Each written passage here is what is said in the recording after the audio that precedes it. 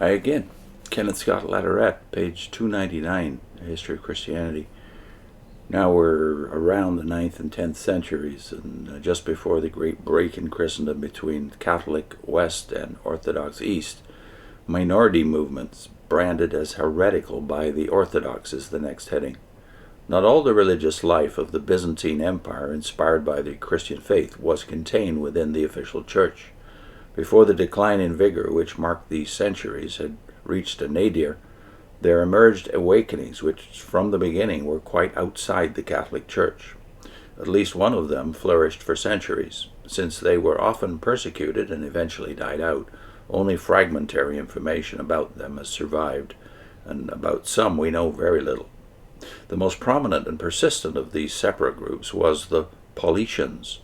That's spelled Paul, I-C-I-A-N-S. Possibly a primitive form of Christianity cut off from the developments by geographic isolation. They are first heard of in the early second half of the 7th century on the eastern borders of the empire south of Armenia.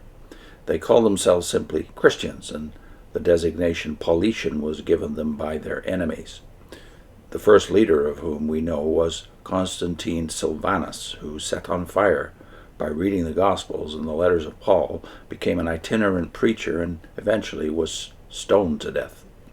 The Paulicians developed many leaders and divisions. Like the Marcionites, they were dualists, holding that matter, including this world and the flesh, is the creation of an evil power, the imperfect God of the Old Testament, while spirit and souls are the work of the great God.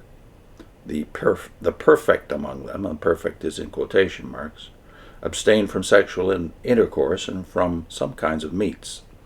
They rejected infant baptism, and taking Jesus as their model, were baptized at the age of 30 in a river. The hearers or adherents were not required to follow this hard road, but hoped to be baptized and undertake it sometime before their death. The Paulicians rejected the honors paid by the Catholics to the Virgin Mary, the invocation of the saints, icons, incense, candles, and all material symbols. Maintaining the Eucharist and the agape, they observed the former at night and used in it water, not wine. They would have none of the Catholic hierarchy and had only one grade of ministry.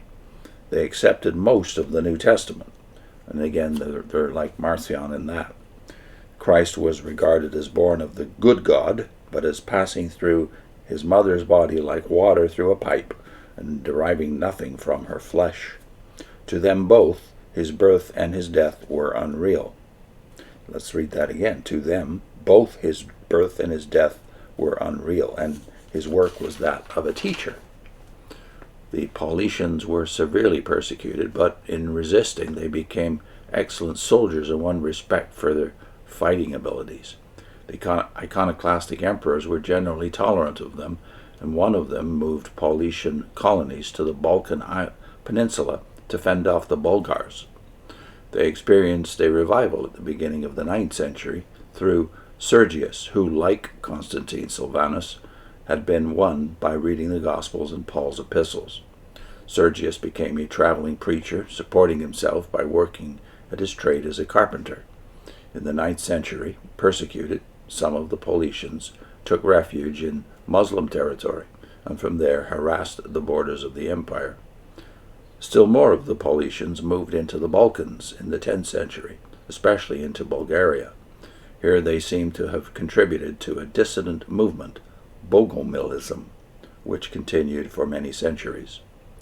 Early in the 9th century, we hear of another heresy, that of the Athingani.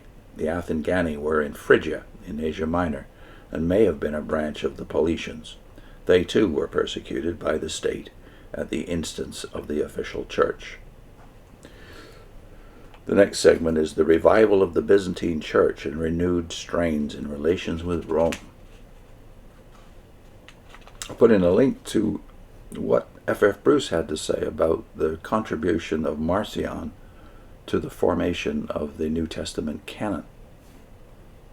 See you next time.